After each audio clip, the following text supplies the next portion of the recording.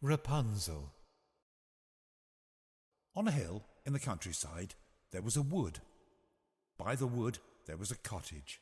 It was a small stone cottage, slightly run down looking, surrounded by a greying wooden fence. In the cottage lived a man and a woman.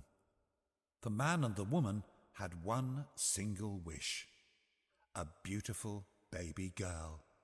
They longed to hold her, comfort her, protect her, and they felt sure, more sure than anything, that they would make wonderful parents. Upstairs, at the back of the cottage, there was a window. The window looked down the hill, over a field, and onto a magnificent garden, filled with the most beautiful and delicious rampion, a wild plant known as Rapunzel, with spinach-like leaves and the root of a parsnip. The garden was surrounded by a high wall and belonged to the wickedest and most powerful of all witches. Not a single soul had ever set foot in the garden for fear of the deathly consequences. One day, the woman caught sight of the rampion from the top window of the cottage. The plump green leaves and purple flowers seemed to mesmerize her, as if she was enchanted by a magic spell. Suddenly, the woman became weak. Her complexion paled. "I must have the rampion," she said to her husband. "I must have it right away, or I'll surely die." The man, who knew very well of the dangers awaiting in the garden, said to his wife, "Fear not, my only love. I'll wait until dusk, go down to the garden, climb the wall, and return with your rampion as fast as my legs will carry me." True to his word, the man set off at twilight, snuck over the garden wall, hastily grabbed a handful of rampion, and returned to the cottage. The man handed the rampion to his wife. "Oh, it tastes so good," cried the woman, stuffing the rampion into her mouth in great clumps. "Oh, I must have more, or I'll surely die.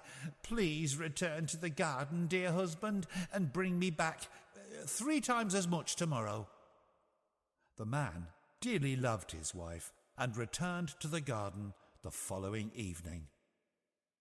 This time, after clambering down the wall into the garden, the man came face to face with the wicked witch. He became dumb with fear, his insides clenched, and he could feel a cold sweat rising up inside him. "How dare you," said the witch, turning red, "enter my garden and steal my precious rampion? You'll pay for this, wretched man." "Wait," cried the man. "It's for my wife. She's pale and weak and says she'll surely die if she doesn't eat your rampion. It's the only thing that can heal her. Oh, please take mercy on me, witch." There was a long pause. Then the witch's face softened. "Very well, man," said the witch. "If your words be true, I grant you all the rampion you like, but it comes with one condition. You must give me the child that your wife will bring into the world." The man, terrified and with nowhere to turn, consented. Soon after, his wife fell pregnant, and soon after that, she gave birth to a beautiful baby girl. The baby had no sooner taken her first breath when the witch appeared in a puff of smoke and bellowed, "Rapunzel, Rapunzel, you stole my Rapunzel, upon which you did greedily dine. You must pay for this act, and, as a matter of fact, this baby of yours is now mine." The witch let out a beastly cackle, then vanished, taking the newborn baby with her. From that day forward, the baby girl became known as Rapunzel. And as she grew older, the wicked witch took Rapunzel deep inside a forest and locked her in a tower. It was no ordinary tower. The tower stood as tall as a 20-story building. There was a solitary chamber at the very top of the tower with one small window. There was no door to the tower, nor stairs to the chamber. The only way in, or out, was by way of the small window. When the witch wanted in, she stood below the window and cried, "Rapunzel, Rapunzel, let down your hair."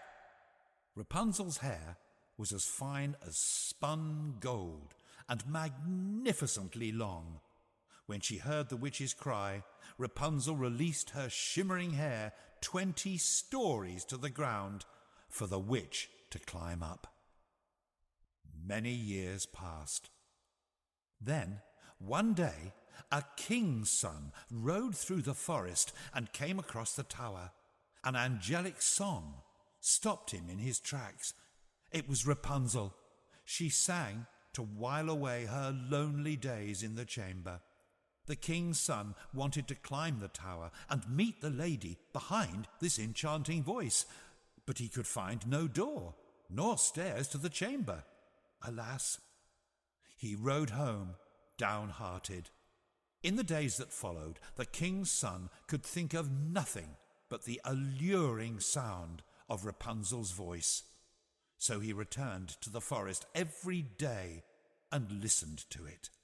While in the forest, the king's son saw the witch approach the tower, and he heard the witch cry, "Rapunzel, Rapunzel, let down your hair."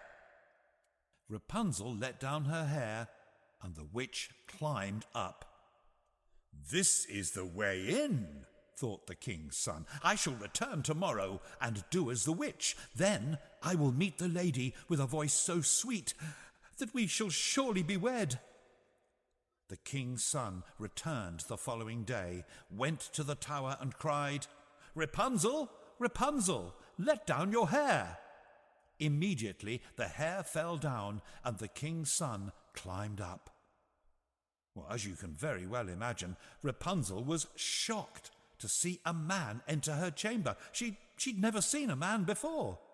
But the king's son made her feel quite at ease when he spoke of the enchanting voice that had drawn him to her in the forest. "Will you take me for your husband?" he asked. "I will gladly go with you," said Rapunzel, "but I cannot get down. Bring with you a light pile of silk every time you visit. I will use it to weave a ladder, and when the ladder's ready, I'll climb down and we can ride away on your horse." The king's son agreed to come every evening. This way he could avoid the witch who visited by day. The witch had no knowledge of the king's son until one day Rapunzel carelessly let her secret slip. "Tell me, witch," said Rapunzel, "how is it that the king's son can climb up to me in a moment, but it takes you much longer?"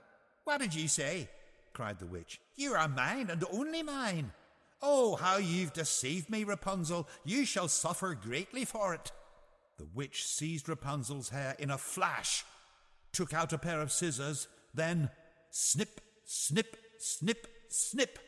Rapunzel's golden hair fell to the floor of the chamber with an almighty thud. Rapunzel let out a great yelp and then began to cry. "To the desert you will go," screamed the witch, "to live the rest of your days in horrible pain and suffering for your wretched behaviour." Then, with a single click of the witch's long, spindly fingers, Rapunzel vanished from the chamber. That evening, the king's son rode up to the tower and cried, "Rapunzel, Rapunzel, let down your hair." Immediately, the hair fell down, but this time the witch had hold of the golden mane. The king's son climbed up, expecting Rapunzel as before, but this time was met with the poisonous stare of the witch. "Your darling Rapunzel," sneered the witch, "is lost to you. You will never see her again." The king's son, reeling from the news of Rapunzel's departure, stepped back and fell from the window. He narrowly escaped with his life, but the thorns upon which he fell pierced his eyes. Now blind, the king's son wandered the forest in darkness, eating nothing but berries, thinking of nothing but his sweet Rapunzel's face, and hearing nothing but the silken sound of her voice in his head. He roamed in misery for many years. One day, he came to a desert, the very desert that Rapunzel had been banished to. He heard the familiar sound of Rapunzel's sweet voice in the air and walked towards it. As he approached, Rapunzel saw him. She ran over and wept for joy. As they embraced, 2 of Rapunzel's tears wetted the blind eyes of the king's son. His sight became clear once more, and he looked at Rapunzel. Then his adoring gaze fell on 2 young children standing next to her. "Meet your son and daughter," said Rapunzel. "Are they twins?" he asked. "Yes." "Well, let's get you all home," he said. So they returned to his kingdom to a joyous reception and lived a long, happy, and contented life together. The end. Thanks for watching. Please like, share, and subscribe.